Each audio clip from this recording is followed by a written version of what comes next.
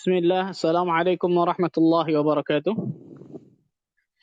إن الحمد لله نحمده ونستعينه ونستغفره ونتوب إليه ونعوذ بالله من شرور أنفسنا ومن سيئات أعمالنا.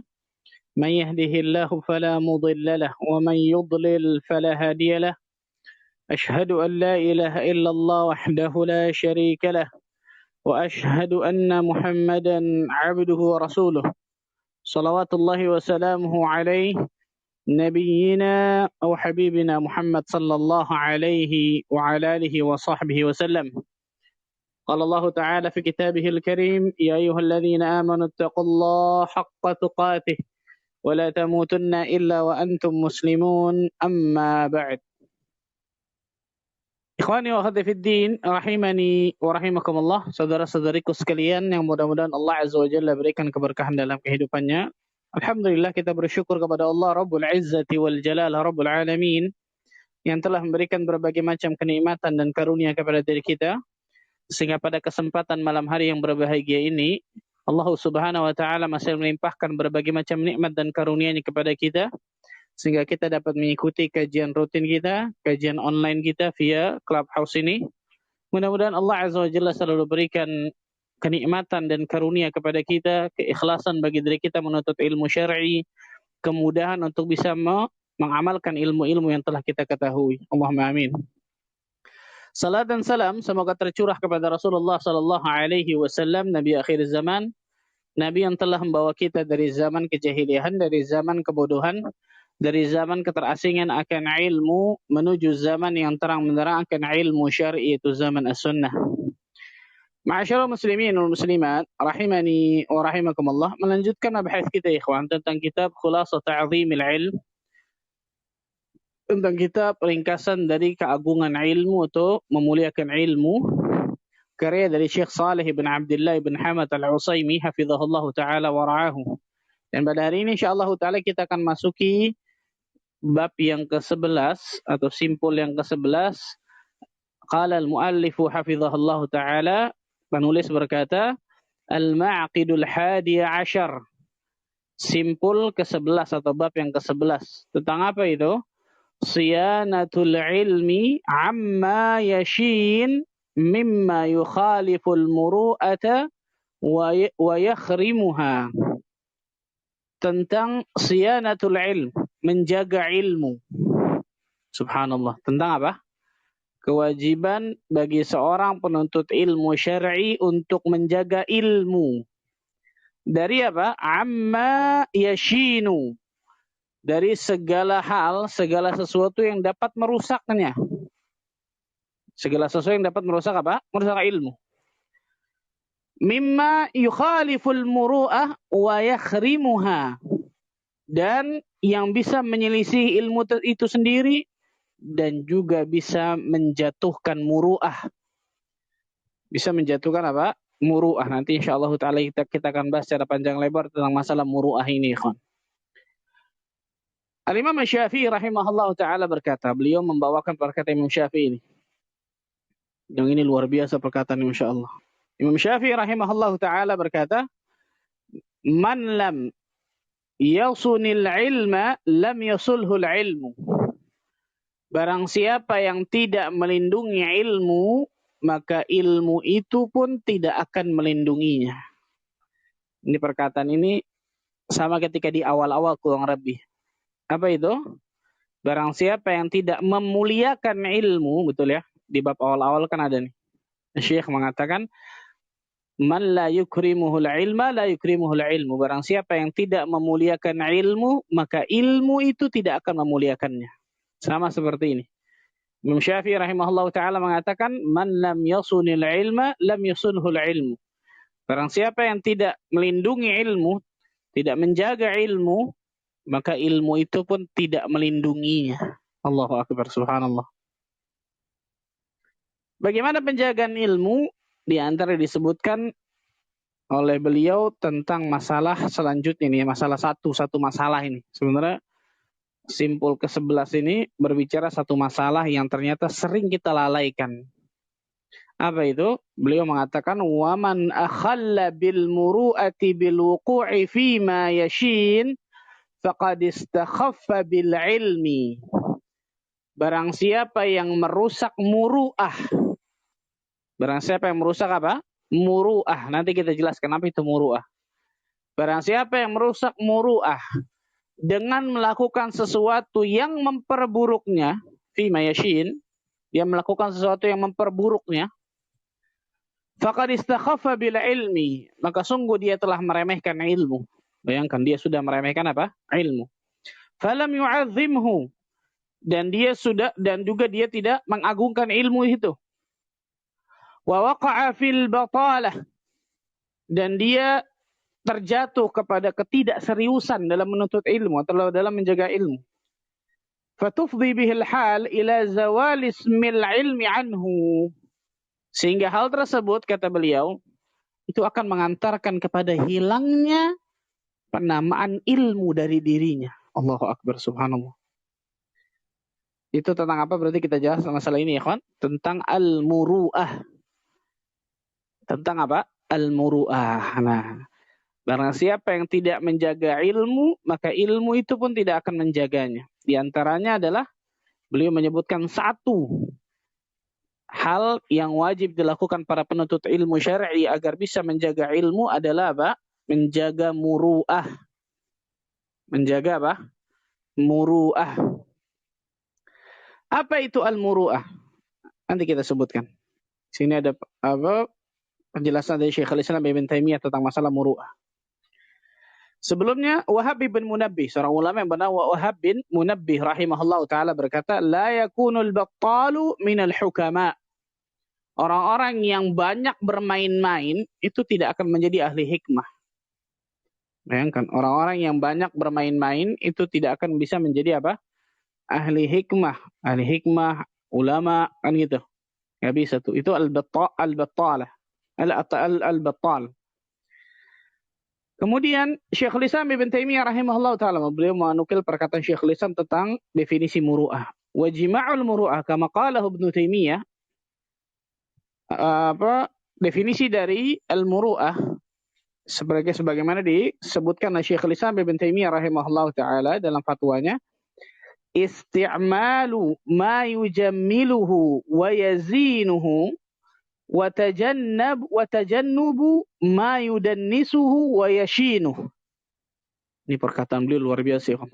Syekhul Islam ketika menjelaskan sesuatu, mendefinisikan sesuatu, ini memang luar biasa, Masya Allah. Beliau mendefinisikan tentang masalah al-muru'ah, isti'malu ma yujammiluhu wa yazinuhu, menggunakan segala sarana, isti'mal, menggunakan segala hal atau segala sarana yang bisa memperbagus dan menghiasinya. Yang bisa memperbagus dan juga apa? Menghiasinya. Ini Syekhul Islam mengatakan al-muru'ah nih. Menggunakan segala hal atau segala sarana yang bisa memperbagus dan menghiasinya. Wa tajannubu ma yudannisuhu wa yashinuhu, dan menjauhi segala sesuatu yang bisa menurunkan dan memperburuknya. Dan menjauhi segala sesuatu yang bisa mengotori, menurunkan, memperburuknya. Ini definisi dari Syekhul Islam Ibn Taimiyah rahimahullahu ta'ala tentang al-muru'ah. Isti'malu ma yujammiluhu wa yazinuhu wa tajannubu ma yudannisuhu wa yashinuhu. Menggunakan segala sesuatu, segala hal, segala sarana yang bisa memperbagus dan menghiasi, dan menjauhi segala sesuatu, segala hal, segala sarana yang bisa menurunkan, memperburuknya, mengotorinya. Ini definisi dari Syekhul Islam Ibn Taimiyah. Definisi yang lain kita berikan, ikhwan, dari seorang ulama yang bernama Ibnul Arafah. Seorang ulama yang bernama Ibnul Arafah. Namanya Ibnul Arafah. Al-Imam Ibnul Arafah atau Ibnu Arafah berkata, al-muru'ah hiya al-muhafazatu ala fi'li ma tarkuhu min mubahin yujibu dhamma urfan. Yang namanya al-muru'ah, kata Ibnu Arafah rahimahullah taala, penjagaan al-muhafadzah, penjagaan terhadap suatu perbuatan yang mubah. Ya, perbuatan itu mubah. Penjagaan terhadap suatu perbuatan yang mubah. Ini kata beliau nih, penjagaan terhadap suatu perbuatan yang mubah.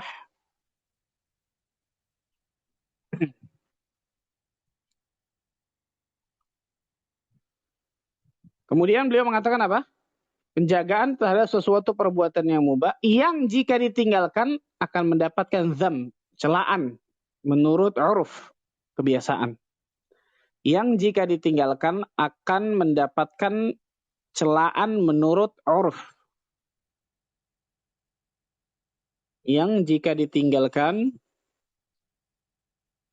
akan mendapatkan celaan menurut uruf. Uruf itu kebiasaan masyarakat sekitar ya. Nah, makanya nanti kita sebutkan muru'ah itu ada dua. Ada muru'ah yang memang muttafaq alaih istilahnya, diittifaqkan, disepakati, dan itu masalah agama. Ada ternyata muru'ah yang ini uruf, kebiasaan masyarakat sekitar, kebiasaan setiap zaman itu berbeda, setiap tempat itu berbeda.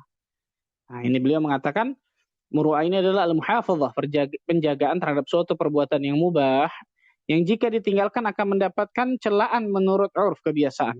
Atau lanjutannya, atau beliau melanjutkan wa ala tarki ma fi'luhu min mubahin yujibu dhammuhu urfan, atau tidak melakukan suatu perbuatan yang mubah, atau tidak melakukan suatu perbuatan yang mubah, atau tidak melakukan suatu perbuatan yang mubah yang jika dilakukan akan mendapatkan celaan menurut uruf. Yang jika dilakukan akan mendapatkan celaan menurut uruf.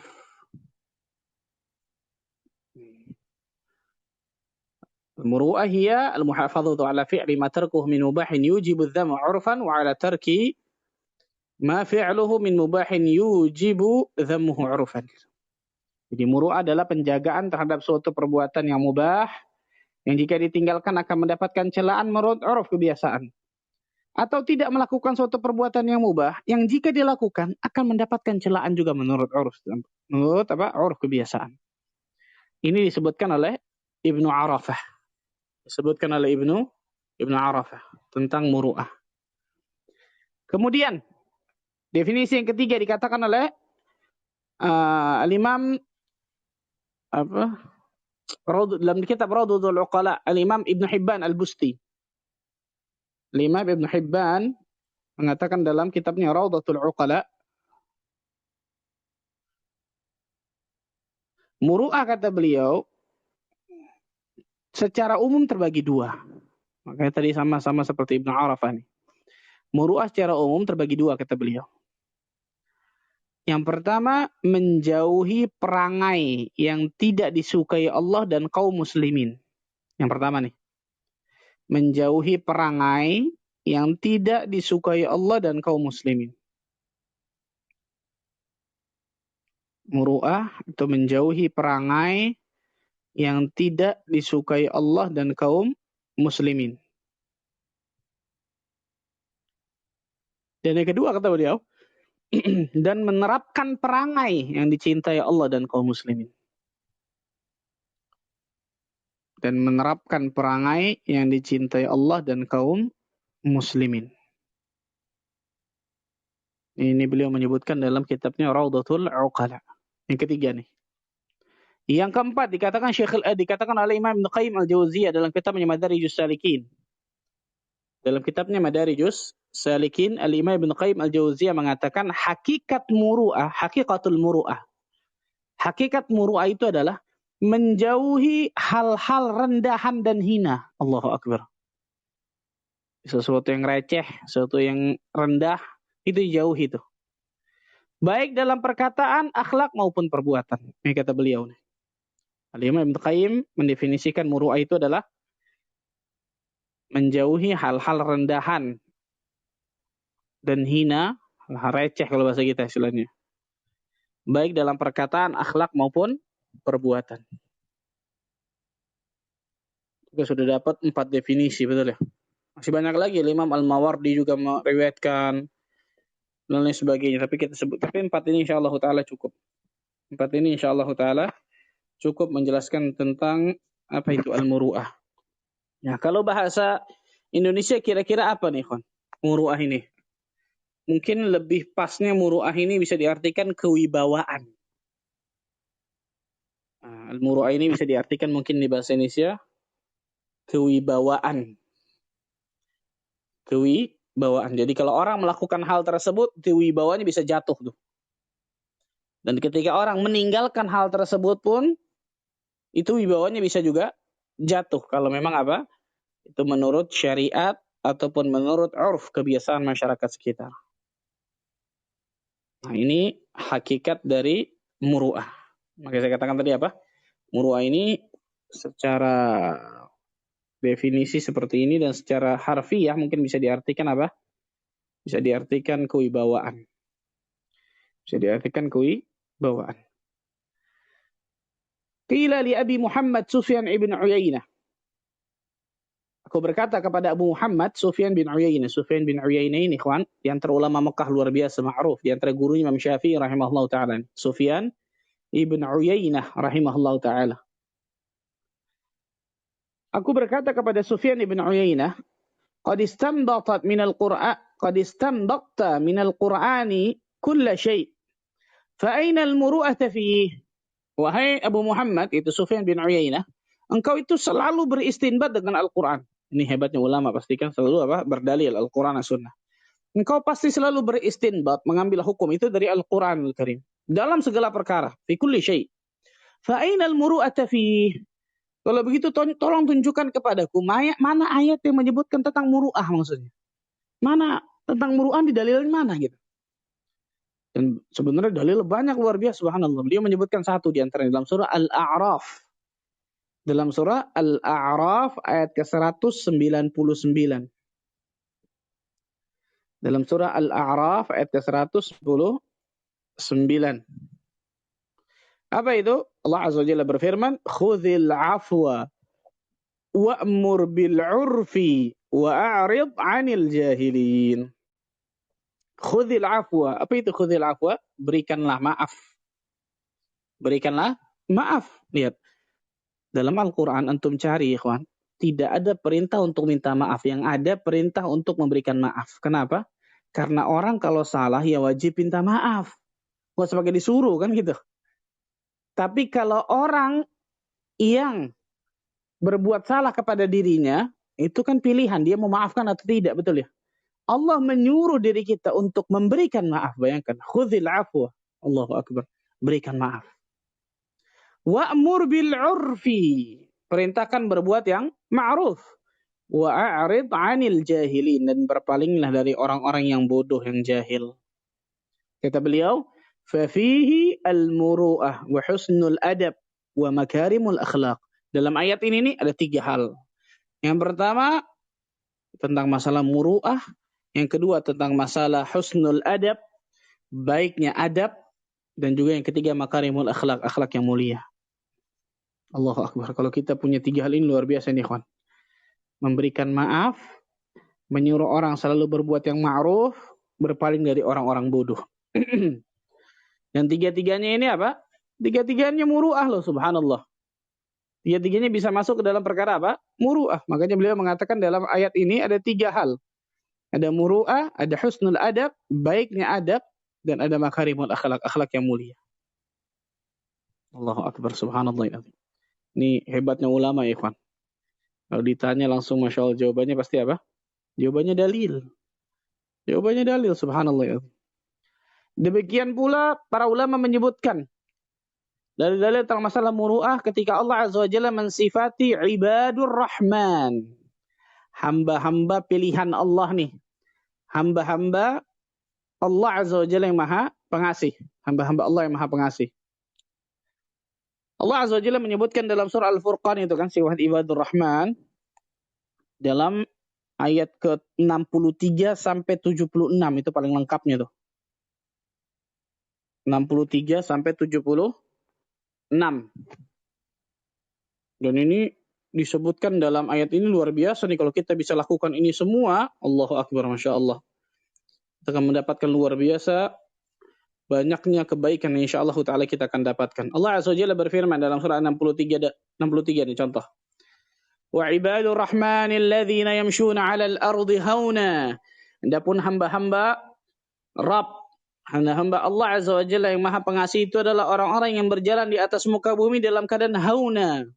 Para ulama tafsir mengatakan hauna ini apa? Sakinatun wa waqar. Sakinatun wa waqar. Dia berjalan di atas muka bumi dalam keadaan tenang, kemudian penuh kewibawaan. Waqar ini bisa diartikan juga kewibawaan.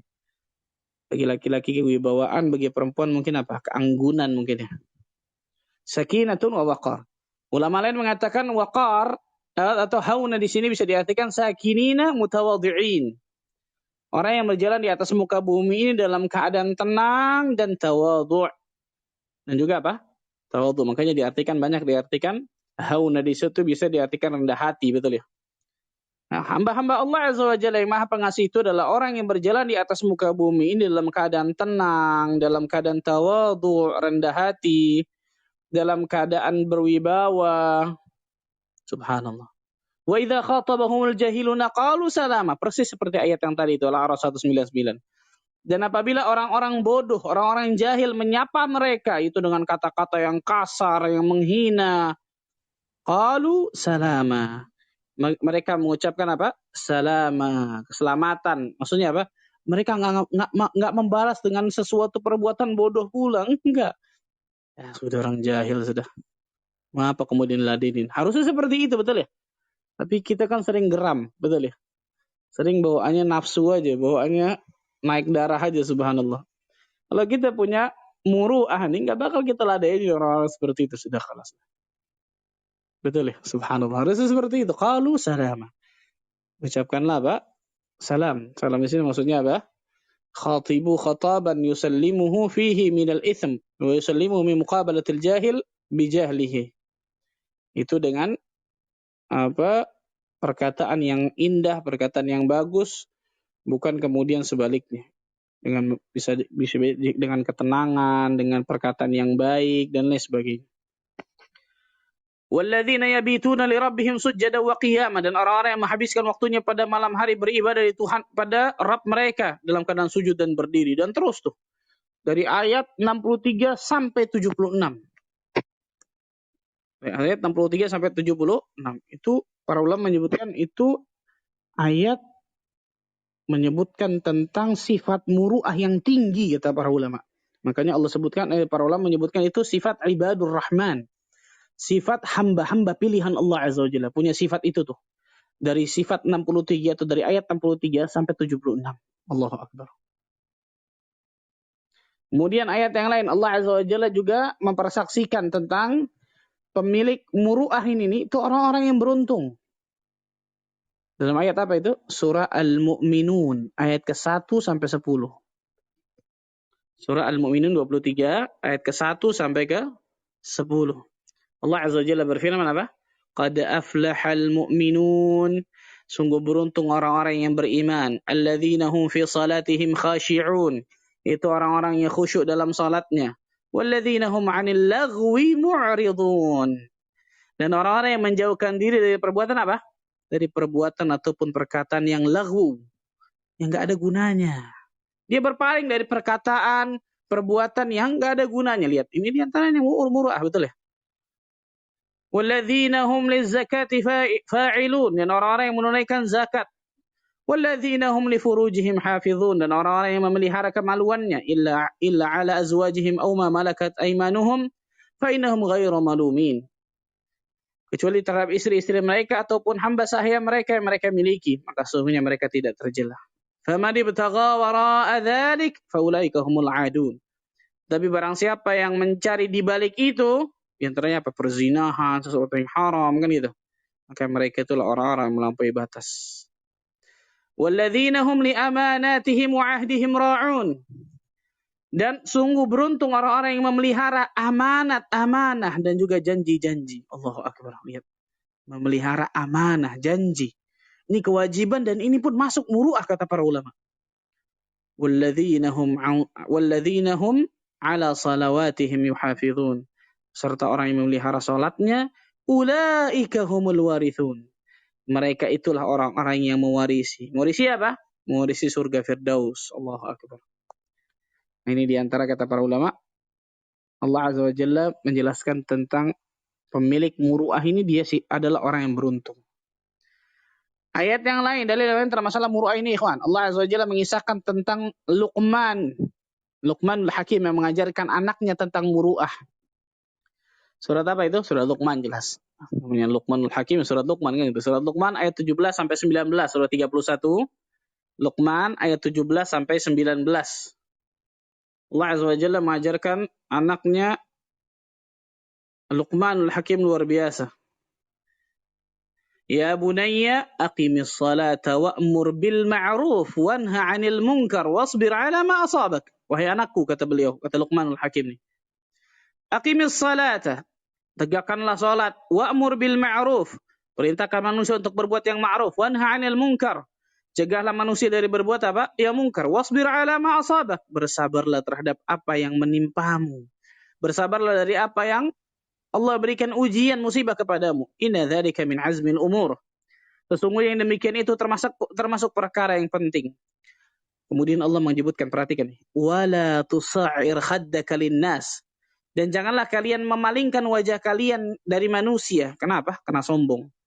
Wala tamshi fil ardi maraha. Jangan kalian berjalan di atas muka bumi dalam keadaan angkuh. Innallaha la yuhibbu kulla mukhtalin fakhur. Sesungguhnya Allah Azza wa Jalla tidak menyukai orang-orang yang sombong lagi membanggakan diri. Kemudian Allah mengatakan, Luqman memberikan apa? Wasiat lagi kepada anaknya, waqsid fi mashyika waghdud min sautik, dan bersedekahlah dan berjalanlah, dan juga apa?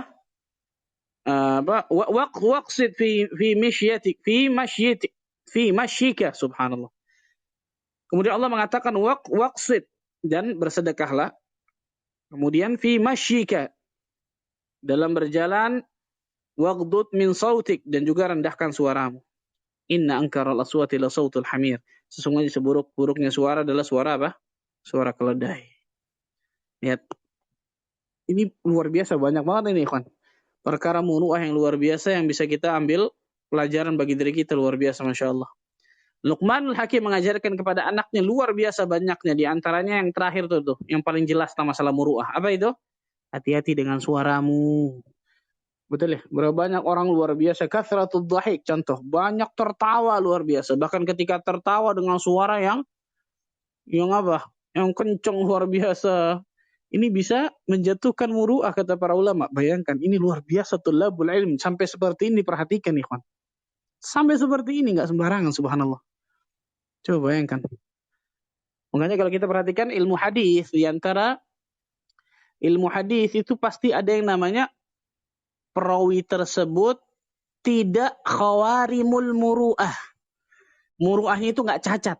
Bayangkan. Karena kalau muru'ahnya itu cacat, persaksiannya nggak bisa diambil. Hadisnya nggak bisa diambil. Atau paling tidak bisa turun derajatnya dari sahih ke hasan, hasan ke dhaif. Khawarimul muru'ah namanya. Kewibawaannya itu jatuh. Bayangkan. Sampai seperti itu ya kan. Ulama hadis sampai ketatnya tentang masalah hadis ini. Luar biasa, Masya Allah. Itu al-muru'ah. Itu muru'ah. Ibunda kita Khadijah radhiyallahu anha ketika menenangkan Nabi Muhammad sallallahu alaihi wasallam ketika turun wahyu pertama tuh kan, Rasulullah SAW menggigil luar biasa. Mengatakan zammiluni dathiruni. Selimuti aku, luar biasa menggigil Nabi SAW. Karena melihat kejadian sesuatu yang luar biasa yang enggak pernah beliau lihat seumur hidup beliau. Maka kemudian Rasul mengatakan apa? Laqad khasyitu ala nafsi.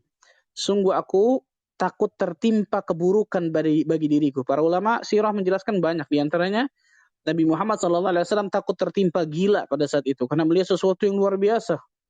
Ya, Jibril dalam bentuk aslinya, betul ya. Dan kejadian-kejadian yang di Gua Hira. Aku takut aku gila istilahnya. Terus sebagai ulama sirah mengatakan seperti itu.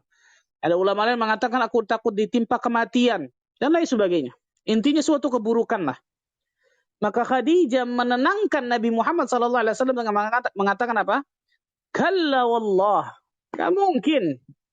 Sekali-kali tidak, wahai suamiku. Wallahi, tidak mungkin, tidak mungkin. Wallahi la yukhzikallahu abada. Demi Allah, Allah Azza wa Jalla tidak akan mungkin pernah menghinakan dirimu. Kenapa? Innaka la tasilur rahim. Ya, engkau adalah seseorang yang selalu menyambung apa? Tali silaturahim. Wa taksibul ma'dum, orang yang menolong kesusahan. Orang yang membantu orang yang tidak punya. Waktu tukrimud dhaif, orang yang memuliakan tamu. Orang yang menunjuki kepada orang yang sedang bingung dan lain sebagainya. Disebutkan tentang apa? Bagaimana akhlak-akhlak Nabi yang luar biasa. Dan itu kata para ulama semuanya masuk kepada adab akhlak yang baik dan juga masuk ke dalam muru'ah. Menjaga kewibawaan Nabi SAW, menjaga martabat Rasul SAW dengan luar biasa. Nah, itu tentang masalah apa? Muru'ah dalam hadis contohkan. Nah, pertanyaannya sekarang ikhwan, tentang masalah muru'ah ini. Karena muru'ah ini ternyata kata para ulama tadi itu khawarimul muru'ah. Muru'ah itu ternyata bisa rusak. Muru'ah itu ternyata bisa rusak tadi itu. Kewibawaan, martabat ternyata bisa rusak. Khawarimul muru'ah namanya. Khawarimul muru'ah. Nah, rusaknya muru'ah pada seseorang itu sebabnya banyak. Yang pertama karena akalnya. Yang pertama karena apa? Rusaknya akal. Disebutkan oleh para ulama tentang masalah ini. Karena rusaknya akal itu akan menjatuhkan pasti martabat seseorang atau kewibawaan seseorang. Yang kedua, kurangnya agama. Ini jelas ini yang kedua, ikhwan. Berapa banyak orang-orang di luar sana mengaku seorang muslim, tapi karena kurangnya agama yang mereka miliki, mereka melakukan sesuatu yang di luar dari apa? Yang dibolehkan dalam agama. Allahu Akbar. Kurangnya agama. Jauhnya mereka dari pemahaman ilmu agama yang benar. Dan yang ketiga apa? Karena rasa malu. Allahu Akbar. Rasulullah SAW mengatakan apa? Idza lam tastahi fasna' ma syi'ta. Apabila engkau enggak malu, lakukan sesukamu, silakan di atas muka bumi ini. Kalau engkau enggak malu, silakan lakukan di atas muka bumi sesukamu. Itu tidak malu kepada Allah, tidak malu kepada makhluk, tidak malu kepada Rasul sallallahu alaihi wasallam, lakukan sesukamu, silakan. Tapi karena rasa malumu tersebut menjadikan dirimu mendapatkan apa? Muru'ah. Nah, kalau muru'ah seseorang rusak biasanya karena tiga ini nih. Biasanya kan apa? Rusaknya akal seseorang, kurangnya agama seseorang, rasa malu yang hilang. Atau rasa malu yang hilang atau rasa malu yang tipis, yang sedikit gitu. Nah, para ulama menyebutkan, ikhwan, rusaknya muru'ah ini terbagi dua sebenarnya. Rusaknya muru'ah ini terbagi apa? Dua. Yang pertama, ada yang menurut syar'i, dan yang kedua, menurut urf, adat kebiasaan. Rusaknya muru'ah tadi, khawarimul muru'ah tadi itu, penyebabnya biasanya karena tiga tadi. Walaupun selain itu sih ada, tapi biasanya karena tiga hal. Rusaknya akal, kurangnya agama, rasa malu yang sedikit, atau bahkan hilang. Na'udzubillah. Nah, rusaknya muru'ah ini terbagi dua. Ada yang menurut syar'i, ada yang menurut urf kebiasaan. Kalau yang pertama menurut syar'i jelas apa? Syariat tidak akan mungkin berubah-berubah, nggak mungkin diganti-ganti kan gitu ya. Maka ini jelas tidak terpengaruh kepada zaman, tempat, kemudian masyarakat sekitar kalau masalah syar'i ini. Itu yang saya katakan tadi, muru'ah itu ada yang ittifaq bisa dikatakan, disepakati oleh para ulama. Ada yang ternyata muru'ahnya tersebut uruf, adat kebiasaan masyarakat. Itu biasa beda-beda tuh. Contoh, rusaknya muru'ah menurut syar'i. Rusaknya muru'ah menurut apa?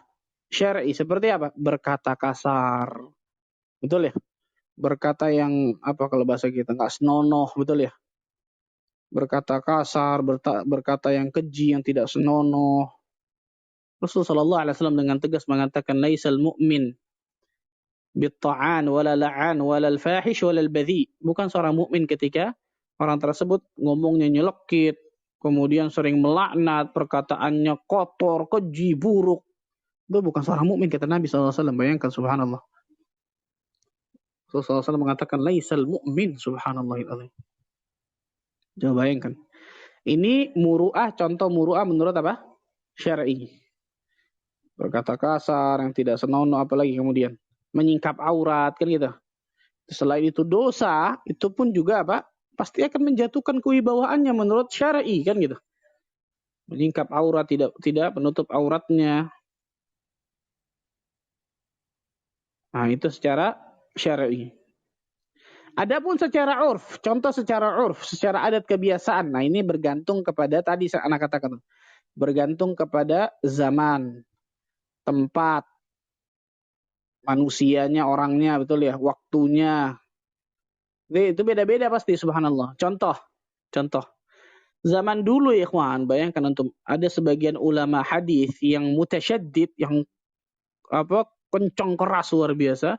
Barang siapa yang tidak menutup kepalanya, kalau bahasa kita nggak pakai peci gitu, maka hadisnya itu nggak bisa diterima tuh. Bayangkan sampai seketat itu loh, luar biasa loh. Sebagian saya katakan, sebagian ulama hadis yang mutasyaddid, yang keras, kenceng, sampai mengatakan barang siapa yang membuka penutup kepalanya, berjalan maksudnya di depan manusia, nggak pakai penutup kepalanya, entah itu peci, entah itu imamah dan lain sebagainya, itu hadisnya nggak bisa diterima, bahkan atau hadisnya bisa turun derajatnya. Nah, itu kan zaman dulu, tapi zaman sekarang pasti beda, betul ya? Nah, tempatnya beda, zamannya beda, orangnya beda. Begitu di zaman dulu disebutkan, ya'kulu fil aswaq wasyari', makan di pasar atau di pinggir jalan. Itu zaman dulu itu sebuah aib kata para ulama. Bayangkan, berjalan di pasar mungkin, tangan kanannya megang makanan, tangan kiri megang minuman mungkin dan sebagainya, sambil jalan, sambil diri. Itu zaman dulu itu sebuah aib, bayangkan, subhanallah. Atau di pinggir jalan, zaman dulu sebuah aib. Kalau sekarang ya biasa, betul ya? Di pasar ada yang makan, ada yang minum, pinggir jalan banyak kita lihat makanan. Nah, ini kalau ini kan tergantung uruf. Tergantung apa? Tergantung adat kebiasaan. Nah, itu berbeda-beda setiap zaman, tempat, waktu, manusia, orang-orang dan sebagainya. Nah, ini tentang masalah tersebut. Kemudian ya ikhwan, itu tentang masalah apa? Adat kebiasaan yang urf. Nah, para ulama sepakat tentang apa? Orang yang rusak muru'ahnya, rusak muru'ahnya terutama masalah syar'i ya. Menurut syar'i, kan tadi ada dua, menurut syar'i, menurut urf. Orang yang khawarimul muru'ah, rusak muru'ahnya, kewibawaannya rusak, martabatnya rusak, itu tidak diterima persaksiannya. Bayangkan. Antum bayangkan, luar biasa. Ini perkataan luar biasa para ulama masalah ini. Nah, disebutkan oleh para ulama tentang perkataan dan perbuatan yang dapat merusak muru'ah ini. Yang dapat merusak muru'ah ini nih. Yang pertama, perbuatan yang haram, yang termasuk dosa besar. Ini jelas. Minal kabair. Orang yang berbuat dosa besar, persaksiannya pasti ditolak itu. Persaksiannya tidak ditolak. Persaksiannya ditolak. Persaksiannya ditolak maksudnya. Perbuatan yang haram termasuk dosa besar. Yang kedua, perbuatan yang makruh. Atau mungkin dianggap, bisa dikatakan itu dosa kecil. Paham antum? Jadi, bisa perbuatan yang makruh, bisa perbuatan yang haram dan dosa kecil. Yang kedua nih. Perkataan atau perbuatan yang dapat merusak muru'ah. Yang pertama, perbuatan yang haram termasuk dosa besar. Yang kedua, perbuatan yang makruh dan perbuatan yang haram yang termasuk dosa kecil. Jika ini dilakukan secara terus-menerus. Ini yang kedua nih, ada catatannya nih. Jadi kalau perbuatan yang makruh itu atau perbuatan yang dosa kecil itu dilakukan secara terus-menerus, persaksian orang itu ditolak. Ini yang kedua. Karena kenapa? Muruahnya rusak. Yang ketiga, perbuatan yang mubah yang dapat mengantarkan kepada perbuatan yang haram. Bayangkan. Perbuatan ini mubah, Tapi kalau perbuatan ini dilakukan secara terus-menerus, dapat mengantarkan kepada perbuatan yang haram. Perbuatan yang mubah, yang dapat mengantarkan kepada perbuatan yang haram atau terus-menerus dikerjakan. Mubah, lo bayangkan, hukumnya mubah. Tapi kalau orang itu melakukan perbuatan mubah itu terus-menerus, itu dapat menjatuhkan perkara ke dalam perkara yang haram. Bayangkan. Yang bisa dikatakan bisa masuk ke dalam perkara yang makruh, yang dilakukan oleh orang yang sering fasik dan lain sebagainya. A'udzubillah min dzalik. Sallallahu alaihi wasallam. Ini disebutkan oleh para ulama tentang masalah ini. Dan kalau kita sebutkan, ikhwan, bentuk-bentuk muru'ah dan adab-adabnya ini luar biasa banyak. Luar biasa banyak nih, subhanallah. Itu kan tiga tadi ya disebutkan oleh para ulama. Di antara disebutkan oleh Syekh Masyhur Hasan Al-Salman. Di antara murid dari Syekh Al-Bani rahimahullah ta'ala, Syekh Masyhur hafizahullah ta'ala di Yordan sekarang. Beliau menyebutkan ini nih, para ulama sepakat bahwa seorang itu orang yang rusak muru'ahnya tidak dapat diterima persaksiannya. Nah, perkataan perbuatan yang merusak muru'ah, tiga ini disebutkan oleh para ulama. Oleh beliau nih, Syekh Masyhur hafizahullah ta'ala. Dan para ulama lain menyebutkan banyak luar biasa. Di antara Syekh Muhammad Khudri Husain dinukil dalam kitabnya Al-Muru'ah Al-Ghaibah. Begitu juga Pak Muhammad Ibrahim, Syekh Muhammad Ibrahim. Ini menyebutkan banyak luar biasa bentuk-bentuk muru'ah dan adabnya. Saya sebutkan beberapa aja, nggak mungkin semua. Yang pertama contoh. Bentuk muru'ah dan adabnya. Hendaklah tenang dan santun. Ini muru'ah nih kan, subhanallah. Bersikap selalu tenang, santun. Berarti tidak apa tuh? Sebaliknya tidak tergesa-gesa, nggak membuat gaduh, betul ya? Ini yang pertama. Yang kedua, beliau menyebutkan berbicara secara pelan dan jelas. Maksudnya apa? Nggak nyerocos. Kalau bahasa kita ya. Ngomong nggak ada titik komanya. Luar biasa, subhanallah. Menjelaskan sesuatu dengan pelan, dengan jelas, dengan baik, dengan bahasa yang jelas, tidak membingungkan orang. Atau ketika ngobrol, apa tadi saya katakan, tidak ngomong terus nggak ada titik komanya. Nyerocos. Yang ketiga, coba antum bayangkan luar biasa para ulama memberikan adab-adab ini luar biasa loh, ikhwan, nggak sembarangan ini. Menahan diri dari ledakan amarah. Menahan diri dari apa? Ledakan amarah. Jadi kalau dia marah, mengulapkan amarahnya dengan meledak-ledak, ingat subhanallah nih. Ini bisa menjatuhkan martabatnya. Bisa menjatuhkan kewibawaannya dengan marah yang meledak jelas ya. Bukan berarti nggak boleh marah. Ketika kita melihat pelanggaran terhadap syariat Allah dan Rasulnya, Rasulullah SAW memerah mukanya, marah betul ya.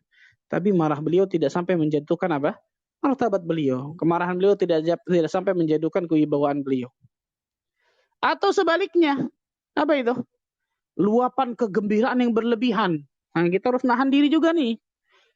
Menahan diri dari luapan apa? Kegembiraan yang berlebihan. Berapa banyak orang ternyata disebutkan dalam hadis kan? Akhta' min syiddatil farah, kata Nabi SAW. Dia salah karena terlalu gembira.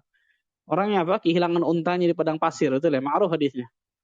Dia sudah cari ke sana kemari, nggak ketemu-temu, luar biasa. Tiba-tiba diduduk satu pohon, untanya lewat depan mukanya. Diambil aja untanya. Dia gembiranya luar biasa. Karena unta itu kita tahu bersama, kalau apa di padang pasir itu bisa berjalan berhari-hari tanpa makan dan minum, luar biasa. Karena punya cadangan makanan dalam tubuhnya dan minuman. Orang ini senangnya, saking senangnya sampai mengatakan apa? Ya Rabb, anta abdi wa ana rabbi. Wah ya Allah, engkau adalah hambaku, aku adalah Rabbmu. Salah. Akhta' min syiddatil farah, kata Nabi SAW. Salah karena saking apa? Senangnya, saking gembiranya yang berlebihan. Kemudian selanjutnya kata para ulama, bentuk muru'ah dan adab-adab. Memiliki pendirian yang jelas. Memiliki pendirian apa? Yang jelas. Bukan apa? Bukan membeo, bukan ngikutin arus saja, ke kanan, angin ke kiri, angin ke utara, angin ke selatan. Ya, punya pendirian yang jelas. Itu muslim ya, kawan, punya pendirian yang jelas. Ketika apa?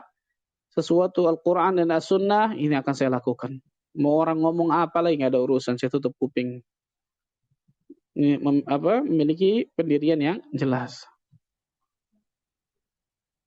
Kemudian bentuk-bentuk muru'ah dan juga adab yang luar biasa harus kita punya nih, Ikhwan.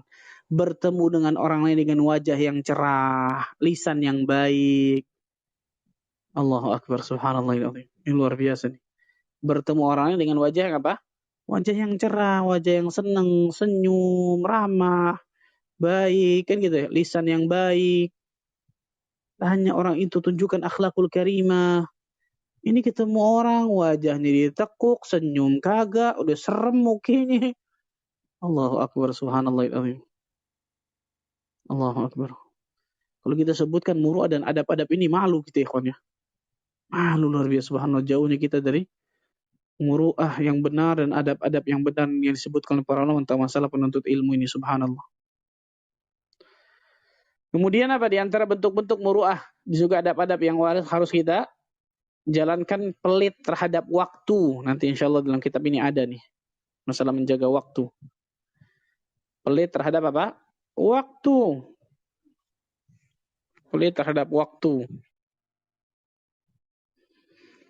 Kemudian juga kata para ulama, saya sebutkan, nggak sebutkan semua ya, mendengarkan dengan seksama yang menceritakan kepadanya. Jadi orang cerita kepadanya didengerin seksama, didengerin benar-benar dengan serius. Walaupun itu mungkin sudah pernah dia dengar ceritanya. Syekh Abdurrahman bin Nasir As-Sa'di, datang satu orang cerita dari A sampai Z, luar biasa didengarkan oleh Syekh Sa'di rahimahullah. Jalan orang pertama. Si B datang lagi. Cerita seperti persis seperti si A, tapi didengarkan dengan seksama seakan-akan Syekh Sa'di nggak pernah dengar cerita itu. Bayangkan, lihat akhlak para ulama luar biasa, masya Allah. Datang lagi yang ketiga, cerita lagi sama seperti A dan B, didengerin lagi sama Syekh Sa'di. Allahu Akbar, subhanallah.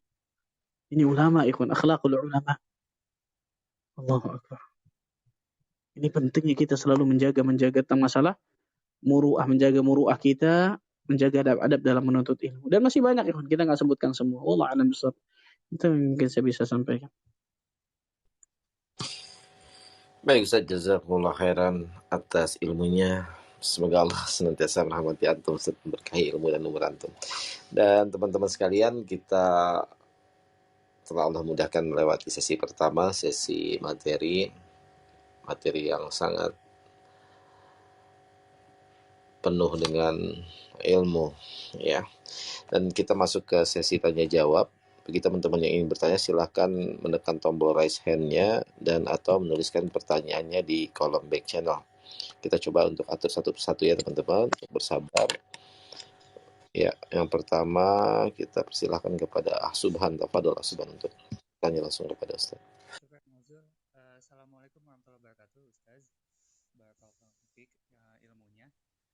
Izin bertanya, Ana tinggal di kompleks yang mungkin mayoritasnya itu cukup tua.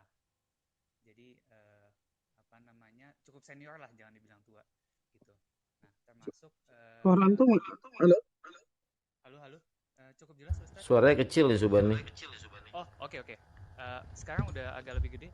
Lumayan. Oh iya, siap. Maaf. Afwan Ustaz.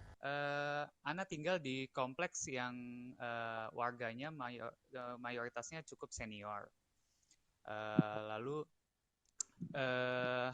termasuk di kalangan musolanya gitu. Dan kita punya grup musola lah, ataupun mungkin muslimnya. Tetapi karena kebanyakan cukup senior, jadi kebiasaan-kebiasaannya itu mungkin belum sunnah ya, atau mungkin mereka mengikuti yang kebiasaan zaman dulu gitu. Nah, Ana mungkin sekali-sekali mencoba masukin yang sunnah-sunnah, misalnya di grup WhatsApp, forward hadis ataupun forward kutipan-kutipan dari ustadz-ustadz dan lain-lain gitu. Tetapi mungkin karena usianya lumayan terpaut jauh, jadinya mungkin kurang dianggap ya gitu. Nah, jadinya karena minoritas, jadinya cuma sedikit yang di sini yang udah sunnah, jadinya ya kita agak sulit untuk mengubah kebiasaan yang udah ada di kompleks ini gitu. Nah, jadi apakah kita udah tinggal doain aja dan tinggal berakhlak mulia aja, sopan yang tadi senyum di hadapan mereka, lalu membantu aja, atau apalagi yang mesti kita lakukan? Karena perbedaan usia ini emang cukup ngefek gitu loh kan, jadi nggak dianggap gitu istilahnya gitu Ustaz. Afwan, barakallahu fiik. Nah, barakallahu fikum. Paham insyaallah. Ikhwani wa akhwati fid din rahimani wa rahimakumullah. Ini bagi kita semua pada hakikatnya. Ketika kita berdakwah kepada manusia, ingat dakwah itu bisa digolongkan secara dua hal, secara garis besar ya. Dakwah bil lisan wa dakwah bil hal. Dakwah dengan lisan kita, entah dengan lisan kita berdakwah ataupun dengan tulisan kita kirim tadi kutipan-kutipan ulama, hadis dan lain sebagainya, itu bil lisan kan gitu. Atau yang kedua bil hal, dengan perbuatan kita, dengan akhlak kita, dengan perbuatan kita tadi, dengan adab-adab kita menunjukkan adab kepada mereka. Nah, dua hal ini kita jalankan. Dan kita wajib untuk optimis. Dan kita wajib untuk apa? Optimis. Betul memang. Memberikan dakwah kepada orang yang di atas kita atau yang kepalanya lebih besar daripada kita, itu memang lebih sulit, sahih. Betul kata antum tadi, mungkin karena perbedaan usia jauh sehingga dianggap dan sebagainya. Tapi ingatlah, yang memiliki hati mereka itu Allah Tabaraka wa Ta'ala. Saya sering katakan ini, kita tidak akan pernah tahu perkataan atau perbuatan kita yang mana yang kita lakukan atau kita katakan ternyata manusia Allah bukakan hidayah, mendapatkan hidayah, Allah bukakan hatinya untuk mendapatkan hidayah dari perkataan atau perbuatan kita. Kita nggak tahu yang mana, betul ya? Berapa banyak ternyata perkataan yang kita anggap sepele, perbuatan yang kita anggap sepele, ternyata itu luar biasa. Mungkin keluar dari keikhlasan dari hati kita, mungkin dibarengi juga dengan doa kita kepada mereka agar Allah berikan hidayah kepada mereka. Dan ternyata Allah bukakan hati mereka untuk mendapatkan hidayah sunnah. Maka jangan pernah remehkan.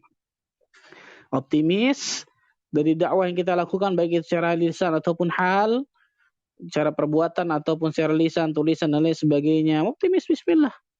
Kita dakwah yang kasih yang gerakan hati manusia adalah Allah Azza wa Jalla, kan gitu. Optimis dari apa yang kita lakukan, yakin akan hal tersebut, jangan pernah sepelekan sedikit pun kebaikan yang kita lakukan di antara dakwah ini, karena kita tidak tahu dengan perbuatan dan dengan perkataan kita yang mana yang ternyata Allah bukakan hati manusia dengan perbuatan dan perkataan kita. Dan tadi yang terpenting adalah antum katakan tadi, doa. Kenapa? Nggak ada yang bisa merubah takdir kecuali doa, kan gitu. Para sahabat diajarkan Nabi SAW untuk doa kepada Allah, ya muqallibal qulub, tsabbit qalbi ala dinik. Bayangkan, sahabat Nabi radhiyallahu anhum jami'an. Yang bisa merubah hati manusia itu tidak bukan adalah Allah Azza wa Jalla. Hati manusia berada di antara jari dari jemari Allah Azza wa Jalla. Yuqallibu kaifa yasha. Allah Azza wa Jalla membolak-balikan kemanapun yang Allah kehendaki. Maka itu yang bisa kita lakukan. Mudah-mudahan itu Allah Azza wa Jalla berikan hidayah taufik kepada kita semua dan kepada mereka semua. Allah a'lam. Masya Allah. Jazakallah khair Ustaz. Mudah-mudahan bisa ngopi bareng Bang Zul juga sama Ustaz di Kopi Bian nanti kapan. Masya Allah, barakallahu fikum. Ya, barakallahu fikum. Dan selanjutnya kepada Pak Saleh. Tafadhol Pak Saleh, bertanya langsung ke inti pertanyaan Pak Saleh supaya kita bisa berbagi waktu dengan teman-teman kita. Syukron Bang Zul, alhamdulillah. Assalamualaikum warahmatullahi wabarakatuh. Ustaz Ahmad Tajer. Semoga Ustaz, kita semua dan kaum muslimin memperoleh kebaikan dan keselamatan dunia akhirat. Amin. Ustaz, saya ingin bertanya ini ya sikap ya terhadap antara syariat dengan kebiasaan masyarakat tadi, uruf tadi. Nah, sebagai contoh, ini contoh kasus.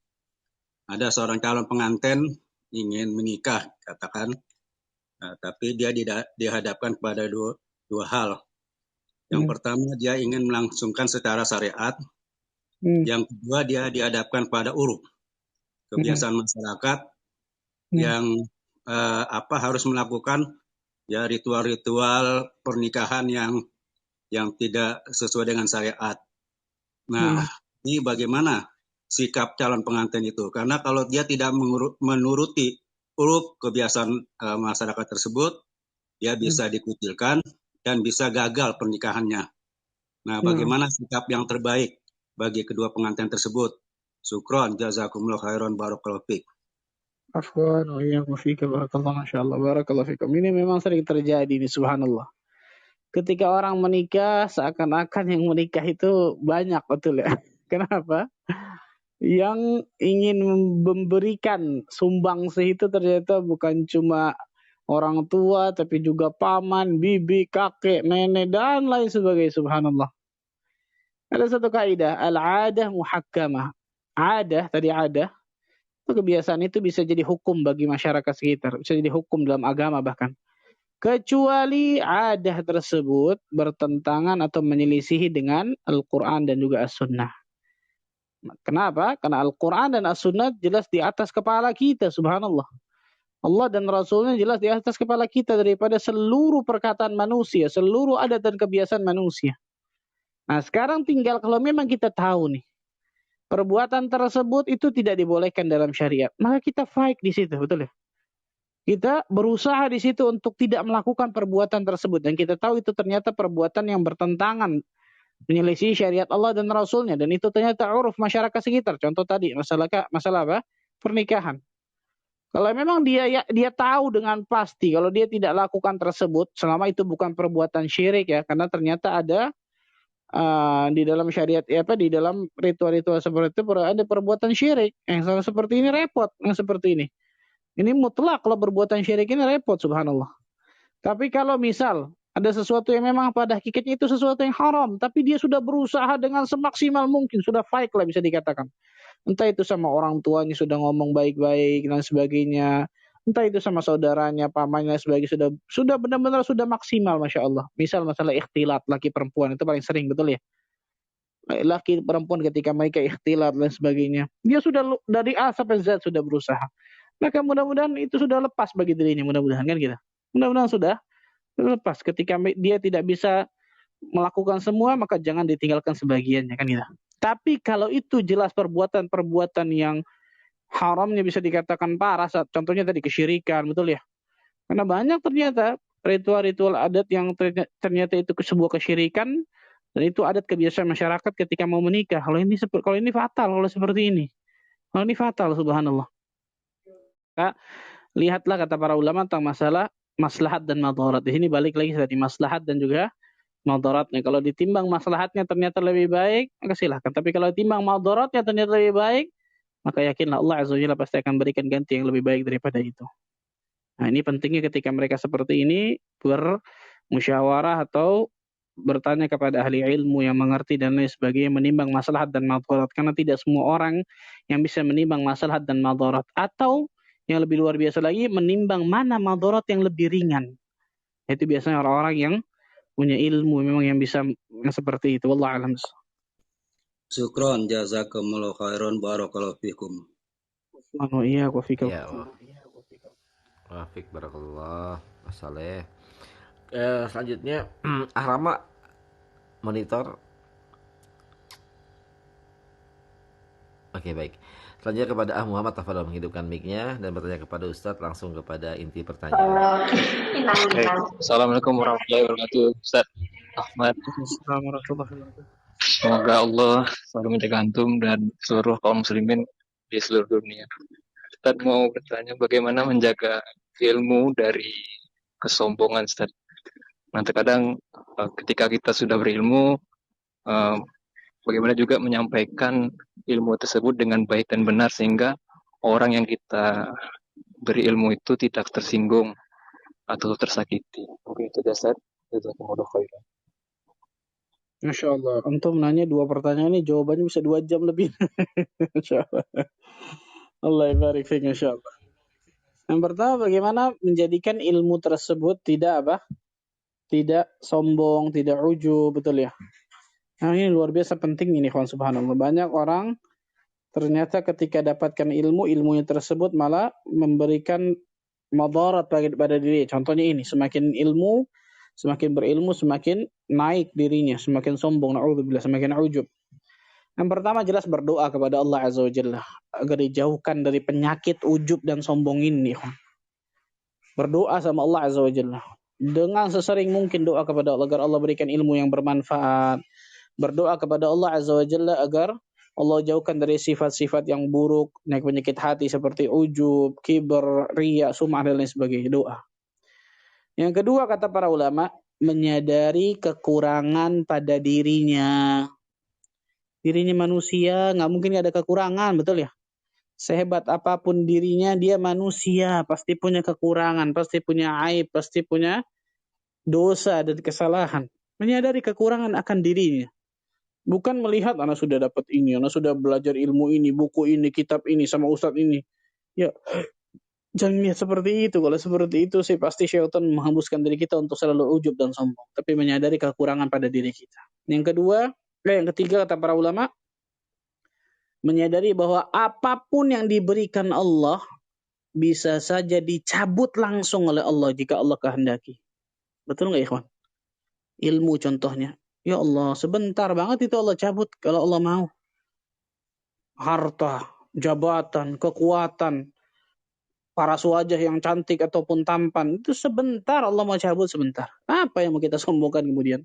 Yang ketiga nih, menyadari bahwa apapun yang diberikan Allah bisa saja dicabut oleh Allah jika Allah kehendaki. A'udzubillah min dzalik, sallallahu alaihi subhanallah. Yang keempat kata para ulama, meyakini bahwa ketaatan seorang hamba, apapun itu, contohnya ilmu nih,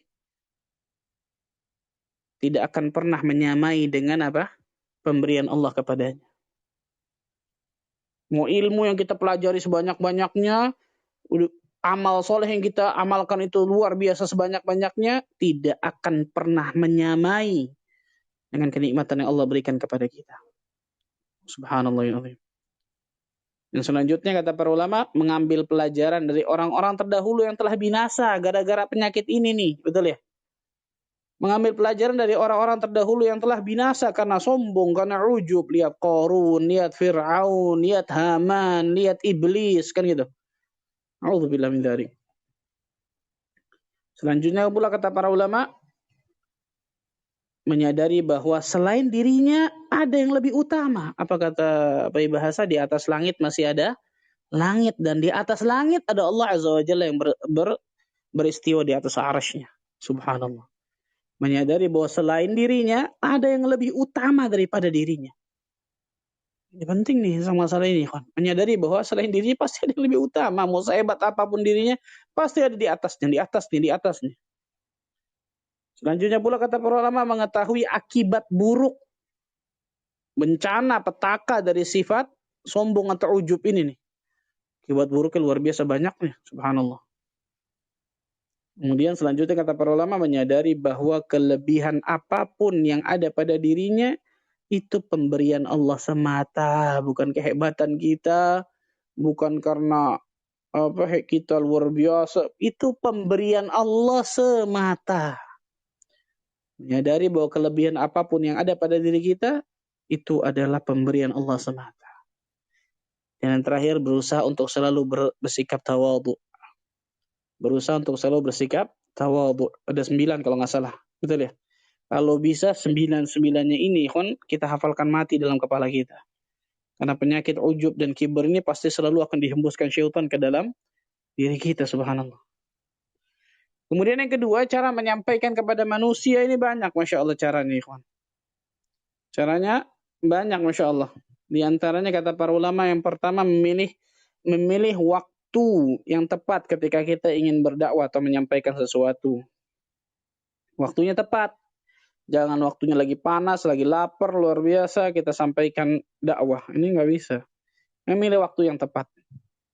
Yang kedua, kata para ulama, memilih kalimat-kalimat yang lembut dan menyentuh. Cari kalimat-kalimat yang lembut, menyentuh, betul ya? Kalau perlu antum tulis dulu sebelum antum menyampaikan, kan gitu. Yang ketiga kata para ulama, sebelum menasihati, hendaklah didahului dengan perbuatan baik dulu. Kasih hadiah dulu mungkin, betul ya? Atau berakhlakul karimah dulu mungkin kepada dirinya, baru kita sampaikan nasihat atau kebenaran kepadanya, al-haq, dakwah. Jadi, hendaklah sebelum nasihat itu disampaikan, didahului dengan perbuatan apa? Perbuatan baik. Entah itu hadiah, entah itu akhlakul karimah dan lain sebagainya. Bisa juga dengan apa? Mengajaknya ke majelis ilmu. Ayo, ngaji yuk di tempat ini yuk, di masjid ini yuk. Bisa kan? Kalau kita nggak bisa nyampaikan, ajak mereka ke dalam majelis ilmu.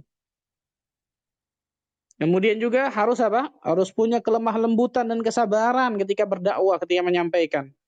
Tidak berhak orang yang tidak punya kelemah lembutan dan tidak punya kesabaran untuk berdakwah. Nggak berhak orang ini. Kenapa?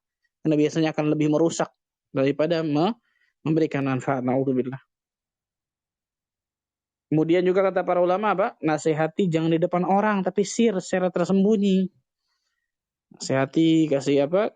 Kasih dakwah sendiri berdua kan kita. Jangan di depan orang banyak. Itu biasanya yang seperti itu pasti akan apa? Naik gengsinya mungkin dan lain sebagainya. Kemudian yang paling penting adalah apa? Ketika di siang hari kita berdakwah kepadanya, jangan lupa di malam hari kita bangun untuk mendoakan orang-orang yang kita dakwahkan. Di sepertiga malam, bangun, doakan. Pernah nggak kita tanya, ikhwan? Khusus bangun di sepertiga malam untuk mendoakan orang-orang yang memang kita dakwahkan agar Allah berikan hidayah kepada mereka. Allahu Akbar. Jarang bisa jadi, betul ya? Atau bahkan nggak pernah, na'udzubillah. Bisa juga dengan memberikan apa? Video-video pendek ataupun rekaman kajian, CD dan lain sebagainya tentang masalah itu. Wallahu a'lam bishawab. Baik Ustaz, jazakumullah khairan atas jawabannya. Muhammad, sudah terjawab ya? Jazakumullah khairan Ustaz. Barakallahu fiikum. Baik, semoga Allah memberikan taufik buat kita semua. Dan selanjutnya kepada Ukhti Riri, tafadhol bertanya kepada Ustaz. Langsung ke inti pertanyaan dan satu pertanyaan. Ya, terima kasih atas kesempatannya Ustaz. Semoga Ustaz dan keluarga selalu dalam lindungan Allah. Tadi kan dijelaskan yang menurut para ulama sepakat yang merusak muruah itu ada 3 ya Ustaz ya. Itu yang termasuk yang tidak diterima persaksiannya. Yang pertama yang berbuat dosa besar, yang kedua perbuatan yang makruh yang dilakukan secara terus-menerus, yang ketiga perbuatan yang mubah. Nah, pertanyaan saya, kalau misalnya kita sudah bertaubat dari 3 hal tersebut, apakah persaksian kita akan diterima Ustaz? Itu aja pertanyaan saya. Jazakallahu khairan Ustaz sebelumnya. Nah, barakallahu fiki. Jangankan persaksian. Umar bin Khattab radhiyallahu ta'ala anhu ketika zaman Quraisy bukan hanya berbuat yang tadi, betul ya? Bahkan lebih dari itu memusuhi Nabi SAW dan para sahabatnya, bahkan menyiksa para sahabat. Tapi ketika masuk Islam, hilang semua tuh. Islam yajubu ma qablahu. Islam itu menutup seluruh perbuatan dosa kemarin tuh, subhanallah. Bahkan orang yang masuk Islam, dosanya akan hilang, tapi kebaikan-kebaikan yang dilakukan pada sebelum Islam itu akan masuk, akan dia dapatkan pahalanya. Luar biasa. Rasulullah SAW juga mengatakan, at-taib minadz dzambi kama la dzamba lahu. Orang yang bertobat dari dosa seperti seakan-akan dia tidak pernah berbuat dosa. Bayangkan, subhanallah. Maka taubat ini luar biasa, ya ikhwan. Taubat, jangan pernah remehkan taubat. Karena taubat ini perkara yang besar, luar biasa dalam Islam. Banyak orang mengatakan cuma taubat, Ustaz. Dia nggak tahu bagaimana hakikat taubat itu, luar biasa. Berat taubat itu, ya ikhwan.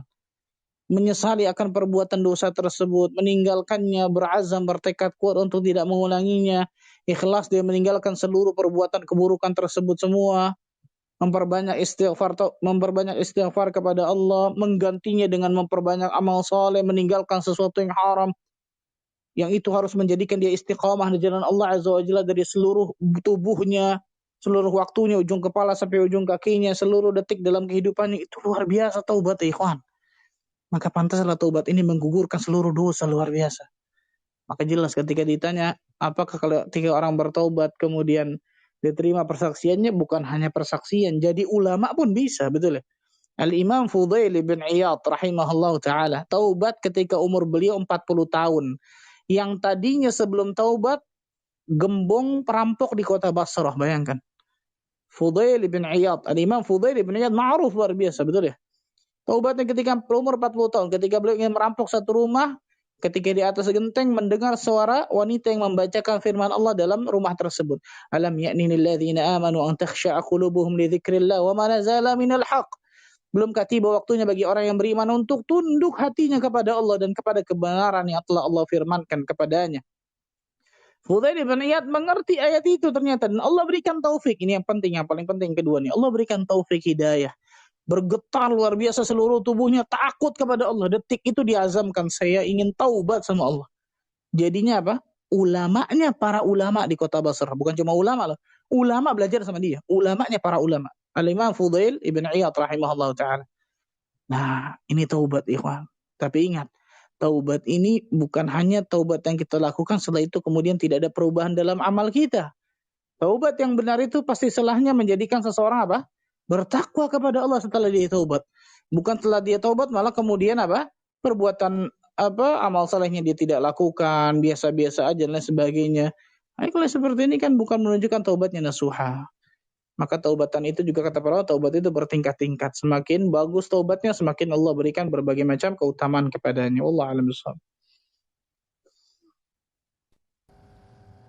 Ya, Utiriri sudah terjawab pertanyaannya. Semoga Allah menerima seluruh taubat-taubat kita. Amin. Dan selanjutnya kepada Ahmad Tafadol untuk bertanya kepada Ustadz. Satu pertanyaan singkat dan padat. Assalamualaikum Ustaz. Pertanyaannya untuk walimatul urus sebetulnya yang disyariatkan itu kepada pihak laki-laki atau perempuan Ustaz. Karena di zaman Rasulullah diperintahkan walimatul urus itu potonglah walaupun seekor kambing. Sedangkan adat kebiasaan sekarang kan dilakukan oleh dari keluarga perempuan. Syukran Ustaz. Ala kulli hal, para ulama menyebutkan secara umum tentang masalah ini. Rasulullah SAW tadi betul menyebutkan tentang apa? Seseorang sahabat, contoh di antara Abdurrahman ibn Auf dan juga sahabat yang lain, idbah walau bisyah, kan gitu. Potonglah, sembelihlah kambing walaupun hanya satu kambing untuk memberikan apa? Walimah kepada mereka. Untuk menyebutkan masalah itu. Setahu ana, wallah a'lam bishawab, nanti kita raji' lagi. Setahu ana, ini bisa juga dikembalikan kepada urf. Ini juga bisa dikembalikan kepada urf. Maksudnya apa? Contoh. Hukum asalnya tadi seorang laki-laki, betul ya? Ketika ingin menikah kepada seorang perempuan, maka laki-laki tersebut membuat walimah. Tapi bisa juga kata para ulama, laki-laki tersebut membantu pihak wanita. Kan gitu ya? Membantu pihak wanita kemudian untuk mengadakan walimatul urus agar pihak wanita tersebut tidak berat, atau kemudian dengan kesepakatan antara pihak laki-laki dengan pihak perempuan, kan gitu. Dengan syarat walimatul urus tersebut sesuatu yang memang benar, kan gitu ya. Karena banyak walimah urus ini ternyata sesuatu yang menyelisih syariat, adanya musik, adanya wanita joget, ada yang joget-joget, ikhtilat lagi perempuan luar biasa, subhanallah. Nah, ini kan tidak benar seperti ini. Tapi wallah alam setahu ana, hukum asalnya memang seorang laki-laki yang memberikan apa? Walimatul urus pada hakikatnya, tapi ini pun bisa untuk apa? Bisa dimasukkan kepada urf. Bisa tadi saya katakan seorang wanita yang dibantu dengan seorang laki-laki, atau misalnya pihak laki-laki dan perempuan setengah-setengah misalnya dan sebagainya, atau memang pihak laki-laki yang semuanya menanggung, atau pihak perempuan memang kalau pihak perempuan tersebut memang mampu. Itu boleh seperti itu, karena itu termasuk apa? Uruf, dan itu bukan uruf selama urufnya tersebut tidak bertentangan dengan syariat ya. Karena memang ada misal di satu daerah yang kemudian pihak perempuan yang seakan-akan membeli pihak laki-laki. Setelah itu pihak laki-laki harus tunduk dan taat kepada pihak yang perempuan. Kalau seperti ini kan tidak. Jelas pemimpinnya laki-laki bukan perempuan kalau seperti ini. Nah, ini kan kalau seperti ini jelas menyelesaikan syariat. Tapi setahu ana wallah alam bishawab, secara hukum asal memang laki-laki yang memberikan walimatul urus dalam masalah itu, tapi itu bisa untuk apa? Bisa disepakati dari kedua belah pihak tentang masalah tersebut, dan itu tergantung uruf bisa masuk. Wallahu a'lam bishawab. Barakallahu fikum. Masyaallah muslimin dan muslimat rahimani wa rahimakumullah. Sebagai seorang penuntut ilmu, ikhwan, kewajiban bagi diri kita untuk menghiasi diri kita dengan berbagai macam akhlakul karimah, adab-adab yang baik, di antaranya menjauhi perbuatan yang dapat mencederai muruah kita, menjatuhkan martabat kita, menjatuhkan kewibawaan kita. Dan itu tidak lain tidak bukan adalah penjagaan dari ilmu itu sendiri. Karena itu berkata Imam Syafi'i di awal kajian kita, barang siapa yang tidak menjaga ilmu, ilmu itu nggak akan pernah menjaganya. Kita melakukan itu semua tidak lain tidak bukan niat kita untuk menjaga ilmu ini sendiri. Karena ketika kita seorang penuntut ilmu tidak mencerminkan akhlakul karimah, tidak mencerminkan adab-adab yang baik, maka pasti manusia yang lain akan menyalahkan Islamnya. Bukan hanya kita yang disalahkan, betul ya? Tapi agama Islamnya kita akan disalahkan. Sunnah Nabi SAW akan disalahkan. Maka saya sering sampaikan masalah ini. Perhatikan ikhwan, ketika kita sudah mengenal sunnah Nabi SAW, seorang tulabul ilm, tapi tidak mencerminkan akhlakul karimah, ketahuilah kita bisa menjadi perusak dari dakwah Islamiyah ini. Dakwah sunnah ini kita jadi bisa perusak. Na'udzubillah. Maka hiasi diri kita dengan berbagai macam akhlakul karimah, adab-adab yang baik, selalu perbaiki diri ini. Karena manusia pasti ada kekurangan, betul ya? Ketika dilihat kekurangan dalam satu hal, diperbaiki terus, subhanallah. Sama-sama kita belajar. Saya, antum semua, subhanallah, berusaha untuk memperbaiki diri, menuju kepada sesuatu yang lebih baik dan seterusnya. Mudah-mudahan dengan ini Allah Azza wa Jalla selalu berikan hidayah taufik bagi diri kita sampai Allah wafatkan kita dalam keadaan husnul khatimah, dan juga Allah kumpulkan kita di surga firdaus tanpa hisab dan tanpa azab. Allahumma amin rabbal alamin. Subhanakallah bihamdika asyhadu an la ilaha illa anta astaghfiruka wa atubu ilaik. Wassalamualaikum warahmatullahi wabarakatuh.